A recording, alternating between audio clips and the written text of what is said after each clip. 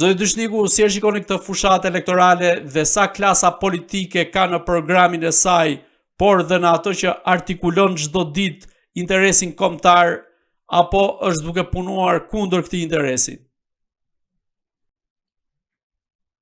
Duke gjykuar vetëm dy partitë kryesore, unë them se kjo fushatë elektorale ka qenë komplet spektakël për të tallur shqiptarët, për të thënë shqiptarëve që juve kërceni dhe këndoni se ne kemi vendosur 24 korrik të vitit kaluar se kush i fiton zgjedhjet. Për mua kjo është një fatkeqësi e madhe. Nga këto zgjedhje unë nuk pres asnjë. Sipas jush, kush po punon pro interesit kombëtar dhe kundër këtij interesi kombëtar, dhe si e cilësoni faktin që asnjë nga forcat politike deri më tani nuk ka në programin e tyre çështje të interesit kombëtar, por janë lokalizuar vetëm tek çështje të atilla që ne i diskutojmë pothuajse çdo ditë.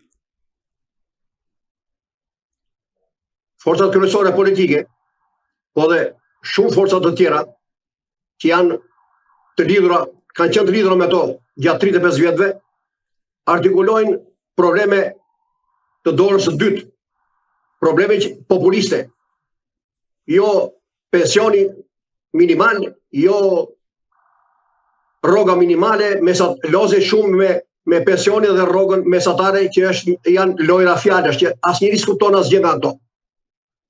Por, siç e kam thënë dhe edhe më parë, këta nuk preken atë që është thelbi, nuk i gjejnë diagnozën sëmundjeve të këtij sistemi politik 35 vjeçar që ka funksionuar në Shqipëri. Mirë në fillim që nuk u bë, po edhe tani që të gjithë e pranojnë që këtu ka korrupsion, ka krime, ka shpopullime, nuk ka punë, etj, asnjë nuk thot, ore pse ka ndodhur këto? Pse ka ndodhur? O ja vën fajin popullit, nuk ja vën fajin politikës, po ja vën popullit. Nuk ka punë, populli ka ikur, etj, duan rroga e duan pensione, dhe se gjen kur atë të keqen atyre. Për mua, asnjë forcë politike nuk ka diskutuar, nuk i ka bërë gjyqjen e historisë të 35 vjetëve. Të përcaktoj diagnozën e këtyre sëmundjeve. Asnjë nuk ka marrë përsipër. Pse ka ndodhur këto? Kush është fajtori? Edhe çfarë duhet bërë?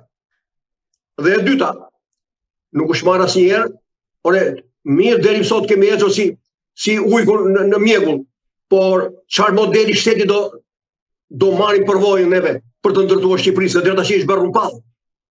Tani çka dashur Sali Berisha në fillim është bërë. Çka dashur çdo Edi Rama sot, ashtu bëhet.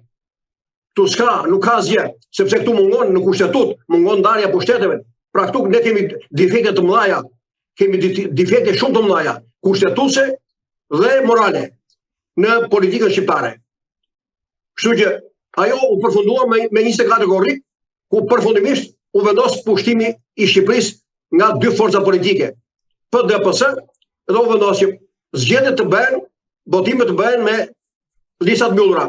Këtë caktoi kryetari i partisë, ai do bëhet deputet. Pra, deputeti emërohet, nuk zgjidhet nga populli. Pra, kjo nuk është demokraci. Kjo është diktaturë.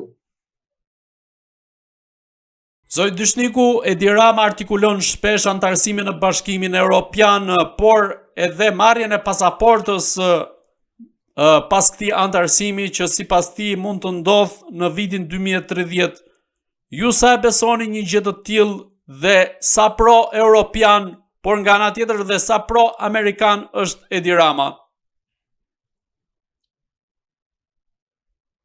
Edi Rama është mjeshtër i sofizmit.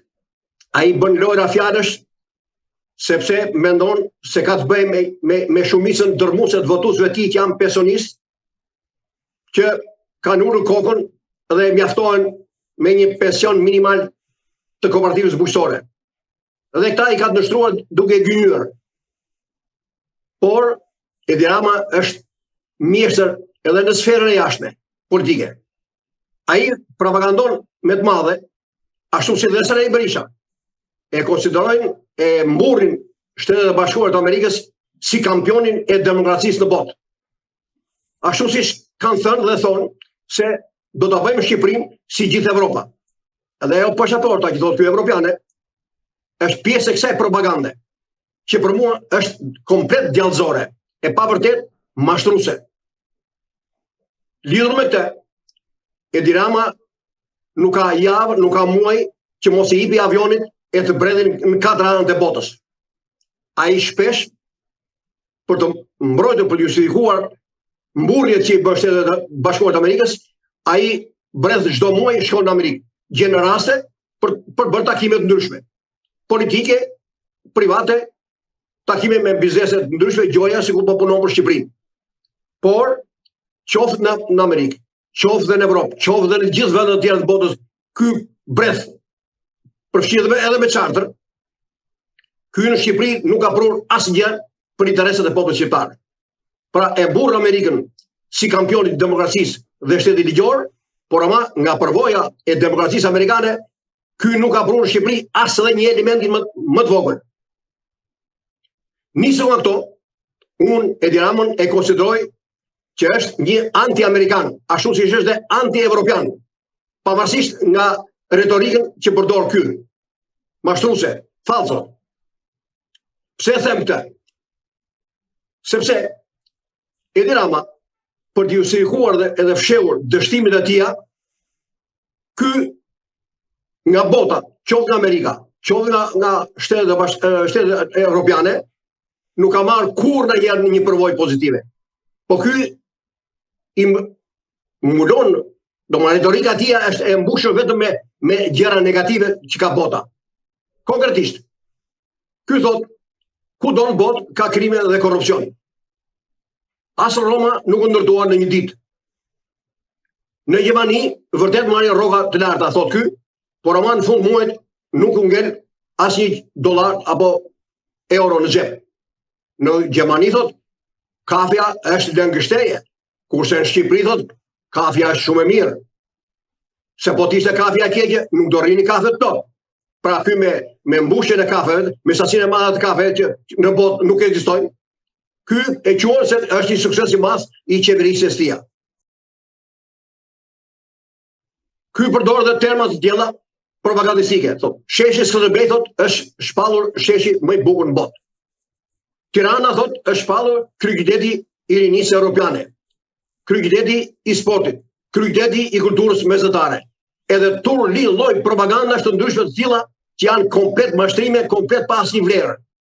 Se populli shqiptar s'ka përfituar asnjë. Realiteti në Shqipëri është i kundërt me këtë. Po pse them unë, pse akuzoj Edi Ramën si anti-amerikan? Kur i thua këtia, pse se kemi të gjë si Amerika? Ai e kanë majt gjuhës sot, e po ne nuk jemi Amerika. Dhe me këta ai justifikon që e mbulon atë qëllimin e tij që ky është anti-amerikan, prandaj dhe nuk merr përvojë nga Shtetet e Bashkuara të Amerikës. S'ka nevojë të marrë. Por një gjë është e qartë. Se ky nuk e shpjegon, po edhe media nuk ja kërkon. Se që ti jesh si Amerika nuk do thotë që ti të prodhosh bombë atomike. As të çosh anije kozmike në hen. As prodhosh tanke apo nëndese e tjera.